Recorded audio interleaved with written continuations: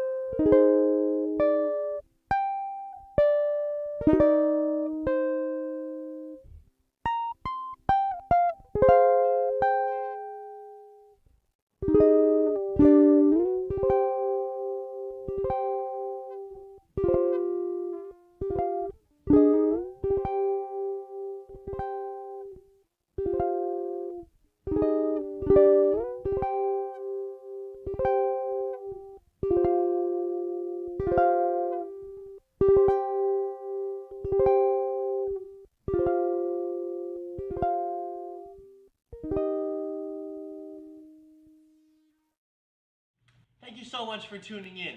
If you like this, subscribe if you haven't already. If you have, go check out and grab your tab sheet at patreon.com. If you've done that, I've got no more homework for you, so you can kick back, relax, bust out your printable copy of your tab sheet, and jam, my friend. Thank you guys again so much for tuning in, and we'll check you out next time. Bye.